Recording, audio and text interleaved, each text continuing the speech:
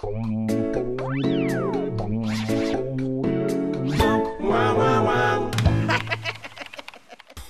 안녕하세요. 안녕하세요. 네, 안녕하세요. 제가 지난번에 악동뮤지션 책을 줬다가 다시 뺏었습니다. 방송 끝난 다음에 악동뮤지션을 만날 잠깐 인터뷰할 기회가 있었기 때문에 이거 봐봐. 이녀사로 김선영. 이녀사로. 어떻게? 악동뮤지션 대신 제가 감사합니다. 전달했는데 음반 3종 세트 그걸 보여주면서 이런 게 이게 있다 봐라. 그러니까 이게 있는지 몰랐다고 보면서 좋은 선물을 또 남겼습니다. 악동뮤지션의 사인 CD를 2장을 주면서 이녀사롱 시청자분들께 인성도 된 뮤지션이에요. 네. 그래서 뭐 댓글을 달아주신 분 중에 나는 이녀사롱 CD가 탐이 난다라고 직접적으로 이제 적어주신 분들 뭐 추첨이나 이런 걸 통해서 이제 2장을 드리면 어떨까? 그 악동 뮤지션 CD가 필요한 분들이죠. 그렇죠. 네, 그렇죠. 방금 이녀사롱 CD가 필요한 말을. 이녀사롱 CD가 있나? 그러니까 이게 참 슬픈 게 제작진이 이렇게 그 노안이 오셨다고 해가지고 이렇게 그 글씨를 키웠는데 이제는 말이 헛나.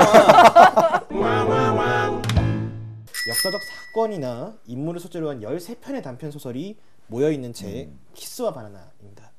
한겨레 출판문학 웹진 한판이라는 웹진에 소개되었던 작품들이고요. 조선시대 붕당 정치를 다룬 작품이나 해밍웨이를 다룬 작품, 베트남 내전이나 MB 촛불 집회 현장을 다룬 역사적 순간들을 모아놨던 키스와 바나나 댓글 달아주신 분들 저희가 뽑아서 선물로 드리고 있습니다. 이 제목 자체가 굉장히 좀 맛있는 것들로 이루어진 제목이군요. 키스 그리고 바나나. 네, 그러네요. 분위기가 쌓여지는군요. 멘트를 뭐라고 받으셔야 되나? 네. 그리고 댓글들도 뭐 의미가 있고 재미가 있는 댓글들이 많이 있었습니다. 그러고 보니까 몇 주 전부터 이완식님? 네. 이분이 항상 댓글을 달아주시면서 뭐 딱히 중독된 건 아니라고 하지만 늘 첫 번째로 오늘도 일바 댓글을 중독돼 주셔서 감사드리고요. 완식리님. 지난번 세트장 제가 가운데서 분쟁을 조정하고 있고 김선영 평론가, 이승환 평론가 서로 법정에 와서 뭔가 이혼 소송을 한 듯한 네? 네? 그런 거 아닌가요? 우리 어디 가서 분쟁을 조정할 분으로 보여요. 분쟁을 조장하면 몰라도 그런 세트 같은 분위기가 난다. 예, 리플엔 이혼이라는 이야기 없는데 참 살다 별소리를 다 듣겠네요. 네.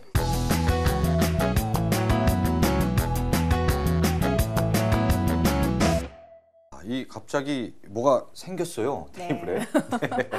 굉장히 저는 뿌듯한데 이걸 보니까 오늘 주제와도 관련이 있는 것 같습니다. 이거. 또 최근에 동시에 시작한 올리브 TV의 쉐어하우스와 SBS의 룸메이트 이 두 프로그램은 이제 1인 가구의 구성원들이 서로 이제 같은 집에서 홈 쉐어링을 한다라는 컨셉으로 같은 집에 살고 있는 모습을 그린 예능인데요. 되게 공감이 안 가더라고요. 그래서 왜 거기 보면 막 요리 차려서 같은 시간에 꼭 밥을 먹고 어디 가면 칠판에 나 어디 갑니다 이렇게 적어놓고 그러잖아요. 근데 우리 그런 거 쥐뿔도 없거든요.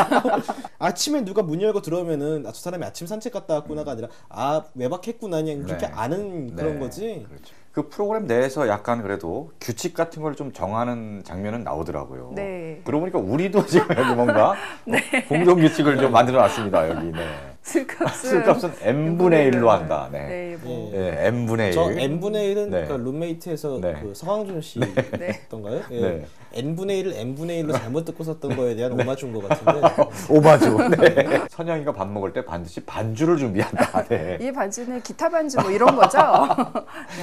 하트는 왜 그랬나요? 근데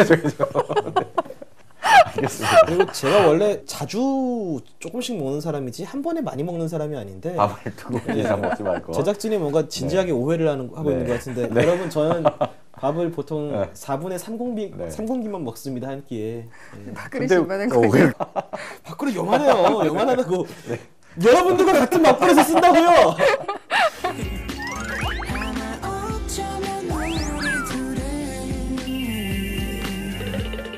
SBS에서 이제 K-pop 스타 하던 시간에 들어간 건데 예전에 강심장 연출했던 박상현 PD가 연출하는 리얼리티고 그러니까 일단 요즘에 유행하는 어떤 관찰 카메라를 놓고 어떤 그 일상을 관찰하는 그런 다큐 예능의 형식을 빌리고 있는데요. 11명이 구성원이고 전부 다 구성원이 연예인이에요. 그래서 그렇죠.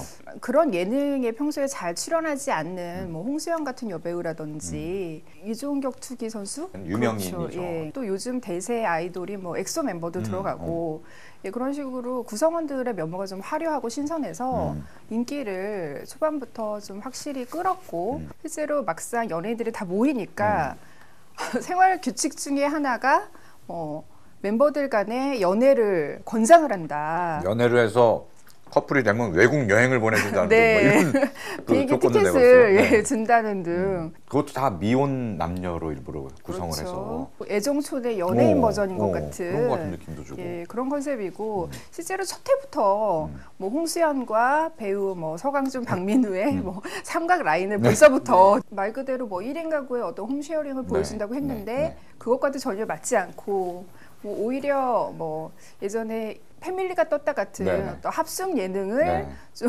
장기적으로 어떤 늘려놓은 듯한 그런 프로그램이 아니냐. 볼만한 이제 그림이 나오는데 조금 더 힘이 실린 것 같아요. 물론 런칭 초반이라 그럴 수도 있겠죠. 일단 뭐 잘 모르는 사람들, 현실을 잘 모르는 사람들 어떤 로망을 자극하는 면은 있어요. 집이 굉장히 좋아요. 일단. 그렇죠. 일단 집이 굉장히 좋죠. 그러니까 이따가 또 쉐어하우스 이야기할 때도 얘기가 나오겠지만 룸메이트도 집이 말도 안 되게 좋더라고요. 그게 2층인가요? 그게 2층짜리인가요? 네, 2층이에요. 2층인데 막 보니까 이렇게 성북동에 있고 옆에 그 멕시코 대사관저 있는 거 보니까 그냥 보통 성북동이 아니라 그 왜 김수현 드라마에서 네 성북동입니다 하는 그런 성북동인 거죠. 네. 그러니까 그 최근에 한겨레 21의 이명석 평론가도 그런 표현을 썼지만 럭셔리하우스 체험기 같은 뭐 그런 느낌을 주는 그러니까 생활의 냄새는 전혀 나지 않고 그쵸. 말 그대로 보송보송한 판타지만 존재하는 그런 공간. 그래서 사람들이 이렇게 눈요기 예쁜 연예인들이 나와서 그 안에서 썸을 타고 또 좋은 집에서 또 맛있는 걸 먹고 함께 재밌는 장면, 뭐 재밌게 놀고 이런 것만 지금까지는 그런 계속 거를 보여주는. 즐기는 의미로서 정말 쉐어하우스는 약간 서광준 씨가 이쪽으로 오기 전에 같은 연기자 친구들끼리 모여서 사는 그런 게 사실 쉐어하우스죠. 그렇죠. 이렇게. 잠깐만 봐도 그 5명이 김밥처럼 이렇게 한 줄로 이렇게 딱 지척거리지도 못하고 일렬로. 그러니까 아니 그리고 무슨 저기 첫 번째 장을 보는데 80몇만 원이 나와요. 그렇게 5명이 모여서 라면 먹는 게 그게 진짜 쉐어하우스지. 좀 보면서 되게 뭐지? 되게 위화감 들더라고요. 쉐어하우스를 하고 있는 사람 입장으로서는.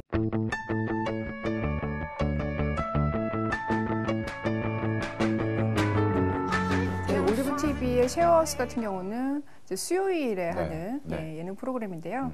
이게 룸메이트가 거의 연예인 싱글로만 채웠다면은 그 쉐어하우스 같은 경우는 뭐 이상민 씨가 일단 돌싱, 돌싱이고요. 그리고 최근에 이제 커밍아웃을 한 김재웅 씨 같은 성소수자가 또 있고, 그래서 좀 구성원들의 조합은 일단 룸메이트보다는 조금 다채로운 것 같아요. 커밍아웃 이야기가 나왔는데 사실 논란이 좀 있습니다. 그거를 커밍아웃이라 볼 수 있느냐, 아우팅에 가깝지라는 이야기가 좀 있었고. 어떤 장면 때문에 그렇죠? 이 김재훈 디자이너가 그 바깥에서 이제 데이트를 이제 뭐 하고 들어온다 이런 이제 일이 있었어요. 근데 이분이 살짝 어깨를 이렇게 들썩들썩 한다라거나 그러니까 여성 멤버들과 조금 더 친하게 지낸다거나 뭐 그러다 보니까 이제 다들 저 사람 정체성이 뭐지? 근데 이제 뭐 데이트를 하러 나갔다 온다니까 다들 이제 오지랖에 폭발을 한 거죠. 그쪽이 아닌 줄 알았는데 왜 그쪽과 데이트를 한다는 거지? 결국에는 이제 네 정체성이 뭐냐는 거냐라는 분위기가 돼버린 거죠. 다 같이 모여서 사실은 나는 이렇다. 뭐 근데 이렇게 얘기하면 다들 나를 괴물 취급하더라. 했더니 다들 그런 아픔이 있었구나. 별로 말하고 싶지 않았던 걸 꼬치꼬치 캐물은 거잖아요. 생각해 보면은. 그러니까 사실 그 부분 때문에 굉장히 많은 논란이 됐고.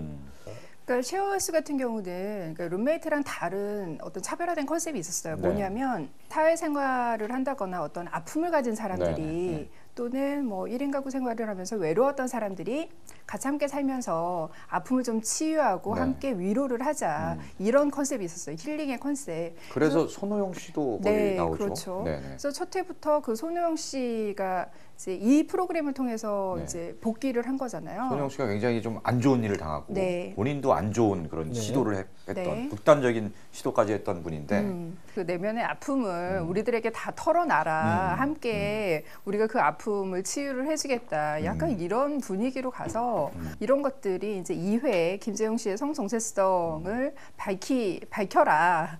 라는 상황까지 오게 된 거죠. 제가 보기엔 제작진에서 네. 그런 상황을 염두에 두고 캐스팅도 한 게 아닐까 그런 생각이 듭니다. 네, 저는 네. 그랬다고 봐요. 네. 네.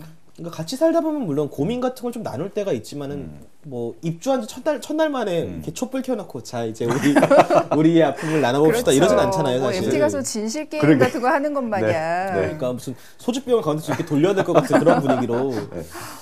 처음 만나는 그 타인들끼리 이렇게 한 공간에 산다는 것만으로 모든 내면을 같이 아픔을 공유하고 이런 것들을 강요하는 분위기가 저는 좀 불편하더라고요.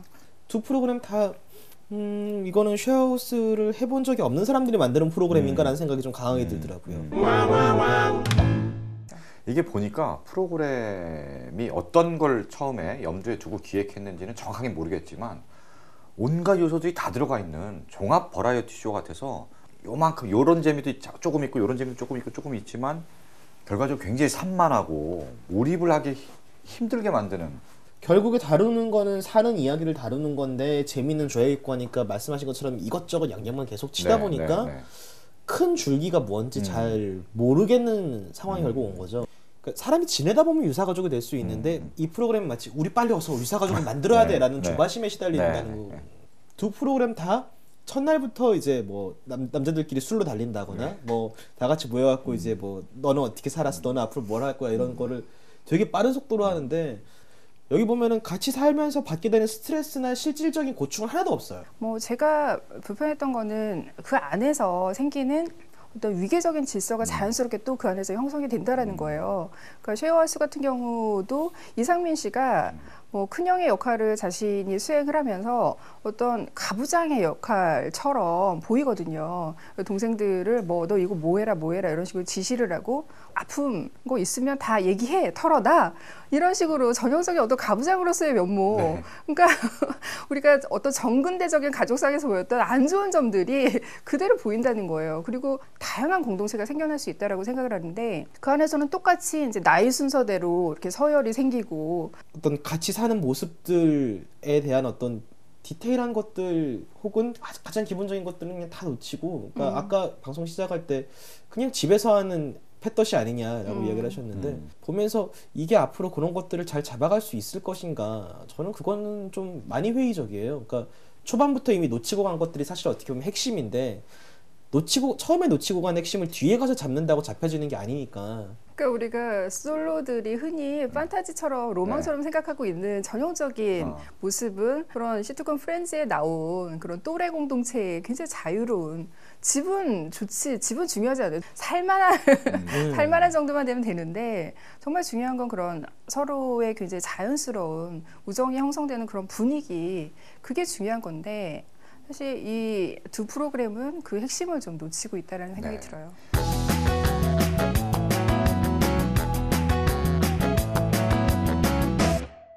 자, 이 카메라가 잠깐 안 도는 틈을 사서 피자를 드디어 하나 집으셨군요. 이 예전에 그 야구 사롱 때 혼자만 너무 먹어갖고 홈쉐어다 보니까 예, 같이 그렇죠. 먹어야죠. 맞습니다. 오늘은 가치가 중요한 거잖아요. 진짜 리얼한 1인 가족의 이야기 어떤 서로의 영역을 많이 침범하지 않으면서도 1인 가족에 대해서 다루고 있는 예능이 또 있지 않습니까? 네. 나 혼자 산다. 예, 원조죠. 그렇죠. 원래 멘트를 던지려고 봤는데 입안에 뭐 가득 물고 계시더라고요. 그럴 때 입안에 음식물 있을 때 멘트를 좀 해줘야지 진정한 이게 프로그램이 살아난다고요. 그러니까 한번 희생해서. 작년에 했던 방송 베스트가 사실 선영님 트름하는 장면이었는데 좀 너무 이렇게 포장이 트렌디하게 된 것이 이 프로그램에서 많은 비중을 차지하는 게 아니. 죄송해요. 제가 콜라를 먹었더니 잠깐. 트름이 나오죠? 이 콜라를 주는 프로그램 처음이에요. 이 악마 같은 설정들이 저는 나 혼자 산다가 원래 시작했을 때 이게 아마 추석인가 뭐 이럴 때 약간 파일럿 네, 특별편처럼 예. 야 명절에 다들 가족을 찾아가고 뭐 이러는데 거기 그와는 반대로 굉장히 외롭고 쓸쓸한 사람들이 있다 이러면서 그 사람들 그렇죠. 조명한 프로그램이었어요. 그리고 사실 솔로들이 제일 싫어하는 게 명절이잖아요. 그렇죠. 가족들이 다 같이 모여서 너 결혼은 언제 할 거니? 취업은 뭐 언제 할 거니? 네네. 이런 거를 물어보는 때가 명절이라서 그런 컨셉으로 파일럿 프로그램을 뭐 시작했다가 반응이 좋아서 멤버들을 조금 재정돈한 다음에 예, 정규 프로그램이 됐는데요. 대한민국 1인 가구 453만 시대 이러면서 뭐 1인 가구 시대의 현실을 보여주겠다 이러면서 시작한 프로그램이어서 저는 이 프로그램이 되게 좋았던 게 뭐냐면 또 룸메이트나 쉐어하우스는 먼저 나이부터 물어보고 뭐 형, 동생 뭐 이런 식으로 호칭을 쓰잖아요. 근데 나 혼자 산다는 회원님. 예, 회원님이라는 그런 표현을 써요. 성별도 드러나지 않고 나이도 드러나지 않고 그러니까 이런 호칭 자체부터 좀 신경 쓴 게 티가 나더라고요. 나 혼자 산다는 1인 가구의 그 삶의 모습을 들여다보고 네. 그런 프로그램이 있잖아요. 근데 그렇죠. 아까 얘기한 쉐어하우스 룸메이트는 1인 가구는 그냥 갖다 놓은 설정이고 1인 가구였던 사람들을 모아서 이 사람 뭉뚱그려서 1인 가구가 아니어야 되는 이유를 막 보여주고 1인 가구의 애환과 이런 거는 전혀 드러나지 않잖아요. 그렇죠. 예전에 우리 한국 드라마나 이런 데서 항상 대가족, 그것도 뭐 3대가 같이 사는 드라마가 유독 많이 나오고 그래서 네. 아니 그런 드라마 괜히 굉장히 화기애애하고 이렇게 따스한 가정의 어떤 전형처럼 이렇게 그려갖고 그렇죠. 그리고 모든 서사가 네. 남녀의 결혼으로 네, 네. 끝을 맺는 나 혼자 산다는 결혼이라는 거를 이제는 제거를 하고 좀 더 다채로운 싱글들의 삶을 보여줬다는 거에서 좀 의미가 있었던 것 같아요. 약간 후반에 투입된 새로운 캐릭터지만 이제 네. 김영걸 씨가 투입이 되면서 네. 네. 우리가 흔히 그 나이 때 돌싱이 되면 어떻게 살 것이다라는 편견을 되게 강하게 깨부수는 캐릭터라 네. 이때까지 이 프로그램이 보여줬던 남성 싱글들의 스펙트럼을 한 단계 좀 넓혀주셨죠. 그래서 이것도 정상적인 1인 가구의 삶. 사실 이 프로그램의 가장 많은 시청자들은 여성층이라고 해요. 네. 왜냐하면 혼자 사는 삶에 대해서 로망이 있는 거는 사실 여성층이 많거든요. 아 그런가요? 그렇죠. 남자인 저도 혼자 사는 거에 대한 로망이 있는데. 네, 있겠죠. 근데 여성 같은 경우는 네. 이제 40대 여성층이 사실 시청층 1위예요. 그러니까 주부들이 본다라는 거죠. 그러니까 내가 육아와 가사에 구속되지 않고 자유로운 삶을 살고 싶다 이런 것들을 대리만족을 한다는 거죠. 1인 가구 예능을 보면서. 근데 그 저희 중에 유일한 기혼자시잖아요. 네, 언제 그러면 그런 프로그램을 보면서 대리만족을 느끼십니까? 나 홀로 가구를 한번 시도한 적이 있습니다. 작년 초에요. 이제 아내도 이제 직장을 다니는데 지방 발령을 받았어요. 우리 딸 혜원이를 어떻게 돌볼 것인가부터 굉장히 여러 가지 문제가 생기잖아요. 그때 어떻게 할 것인가 장모님께서 좀 도와주실 것까지는 얘기가 됐는데 제가 강력하게 주장했습니다. 그때 이 애가 엄마랑 떨어지면 좀 정서적으로 좀 흔들릴 수 있고 그래서 장모님과 애랑 같이 집을 아예 글로 이사를 해라. 나는 어떻게 해서든 어디든 쪽방이라도 하나 얻어서 좀 내가 그냥 자기 희생적인 이 결단을 아, 네. 했음에도 불구하고 와이프의 대답은 누구 좋으라고 그걸 하냐고. 그래서 절대 안 돼. 이러면서 자기 혼자 내려가고 결국은 저와 장모님과 우리 딸과 셋이 정말요? 이제 동거를 하는 그런 형태가 됐죠 지금은. 결과적으로 그렇게 돼서 저는 굉장히 만족합니다. 왜냐하면은 이제 아이가 이제 엄마가 없다 보니까 아빠한테 더 의존하고 이러다 보니까 더 친밀하고 이제 가까워진 것 같아요. 아, 그럼 주로 아빠 어디가 이런 거를 더 즐겨보시겠네요. 애랑 그래서 일부러 주말에도 둘이서 같이 뭐 영화를 보러 간다든지 뮤지컬을 보러 간다든지 이런 시간을 계속 많이 가지려고 해요. 코미디언 정영돈 씨 장래 희망이 기러기 아빠라 그러잖아요. 예. 눈물이 맺히신 것 같은데 약간. 그리고 무참하게 이제 실패로 돌아간 그런 경험을 갖고 있죠 저는.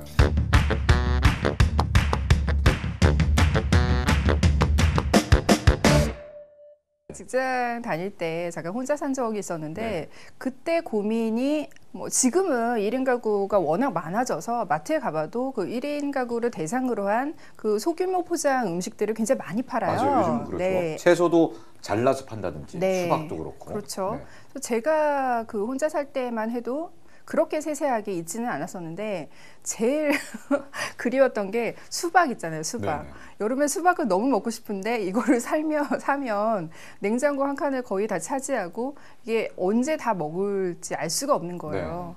그래서 그게 참 수박만 보면 늘 혼자 살던 때가 생각이 나거든요. 눈물이 글썽해지나요? 네.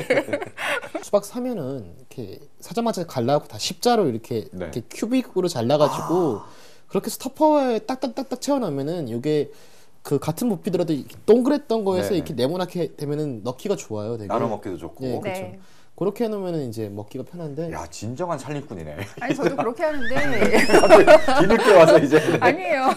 그렇게 놓는데 그거 결국 끝까지 다 못 먹어요. 그리고 쓰레기가 엄청나게 많이 나오거든요. 저하고 같이 사는 친구가 가끔 이제 수박 사가지고 동그랗게 구멍 뚫어서 이제 보드카 꽂아놓고 이렇게 보드카 수박 해 먹고. 그거 굉장히 맛있다고 저는 들었습니다. 근데 제가 술을 별로 안 네. 좋아해서 네. 그 친구가 그렇게 해서 먹어봐 그러면 이제 한 입 먹고 그냥 너 다 네. 먹어라 이렇게 되는 거죠. 네. 그러니까 요즘에 1인 가구가 늘다 보니까 그런 식으로 혼자 사는 자취 노하우를 이렇게 공유하는 블로그라든지 그러니까 이런 거의 문제점이 소비 시장은 그 1인 가구의 형태에 맞춰서 계속 가고 있는데 하나의 맹점은 뭐냐면 이 1인 가구라는 것이 그렇게 뭐 새로운 소비 주체로서 일 뿐만이 아니라 뭐 다양한 싱글들, 그러니까 뭐 독거노인이 있을 수도 있고 결혼을 못해서 끝까지 그러니까 경제적인 이유 이런 것 때문에 끝까지 혼자 사는 그런 뭐 생계형 싱글족들도 굉장히 많을 텐데 그런 점점 많아지는 그리고 20년 뒤에 정말 4인 가구로 넘어서는 표준 가구가 될 것이라는 이 1인 가구를 위한 어떤 복지 형태 이런 것들은 전혀 준비가 안 돼 있다라는 거죠. 그러니까 유럽은 진작부터 그 1인 가구 시대를 대비해서 뭐 복지 제도라든지 주거 형태라든지 그런 식으로 쉐어하우스가 많이 나왔는데 우리나라는 이제서야 초기 단계고 1인 가구가 등장하게 되는 이유도 사실은 비정규직이나 이제 뭐 안정된 고용이 이렇게 위태위태해지는 탓이기도 하지만은 또 그렇게 발생한 1인 가족도 자리를 잡으려면은 결국에는 이제 이런 부동산 가격이나 고용 형태 같은 재반 형태들이 좀 잘 갖춰지지 않으면은 이것도 어렵다라는 생각이 들더라고요. 맞습니다. 그 어떻게 보면 1인 가구가 네. 뭐 전통적인 가구에 비해서 네. 좀 장점도 굉장히 많고 네. 뭐 존중받아야 될 어떤 새로운 트렌드인 것처럼 네. 긍정적인 쪽만 많이 좀 강조된 측면도 있어요. 네. 근데 솔직히 얘기하면 1인 가구의 또 어떤 어려운 점들, 좀 부정적인 면도 분명히 있잖아요. 실제로 혼자 사는 사람들이 제일 많이 걱정하는 것들이 그거잖아요. 내가 갑자기 뭐 발을 헛디뎌서 뭐 욕조에 머리를 찧었는데 한 집에 사는 가족이 있으면은 이거를 뭐 누가 와서 봐준다거나 그럴 텐데 나를 아무도 발견 못하면 어떡하지라는 게 굉장히 현실적인 공포라 그런 부분들에 대해서 좀 작품이 좀 짚고 넘어갈 수 있으면은 굉장히 좋을 것 같다는 생각이 들어요. 뭐 제작진이 이 잉여사롱을 볼지 안 볼지 모르겠지만 어떻게 보게 돼서 좀 프로그램을 만드는데 좀 참고가 됐으면 하는. 너네나 잘 만들어 뭐 이러지 않을까? 네. 그나저나 이렇게 남는 음식은 네. 그럼 이렇게 뭐 자취생인 제가 싸갑니까? 아니 뭐 아까 뭐 데펴서 먹으면 된다며. 네, 그러니까요. 네. 여기 닭을 손을 거의 안 댔고 이 선생님 피자를 드시다 마셨네. 저는 닭다리 하나 먹을 뜯었어요. 거예요. 네. 오늘 엔딩곡은 뭔가? 엔딩곡. 오늘 엔딩곡이 시스타의 나 혼자.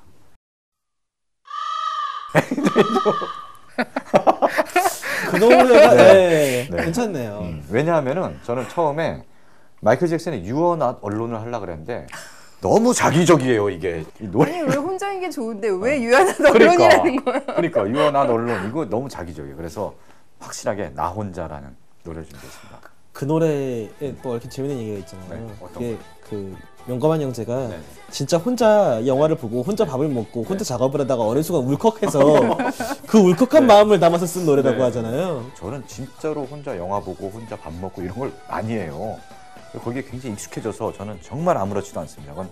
그런데 이런 걸 좀 힘들어하는 분이 있는 것 같아서 혼자가 60점 드릴게요 오늘은. 그리고 오늘은 셋이서 이걸 같이 먹으면서 마무리를 하도록 하겠습니다. 자, 네, 수고하셨습니다. 수고하셨습니다. 남자 셋이 살다 보니까 청소는 어떨 때 하냐면요. 이거는 인간의 집이 아니다라는 자각이 들 때쯤 되면 이제 밥은 밥솥을 열었는데 밥이 없더라. 그럼 네. 밥을 짓는 거고 주로 같이 하는 건 이제 장 보는 거. 네. 이를테면 2리터짜리 물병 한 6개 들이게 해가지고 네. 뭐 그럼 그게 12kg 잖습니까. 근데 다른 걸 거의 못 드는 상황이니까 차가 없는 한 장을 같이 보러 가야죠. 저는 부모님하고 같이 살고 부모님하고, 있는데요. 네. 이런 것들을 요즘 뭐 캥거루족이다 캥거루족. 그러잖아요. 네. 비싼 월세를 내고 부모님하고 같이 산다. 뭐 이런 형태고. 월세를 좀 내고 있나요? 그래서 생활비를 좀 보태드리고. 안 주면 쫓겨납니다. 그러니까 당장 안 내놓으면은 당장 시집 가라. 뭐 이런 압박이 들어오기 때문에.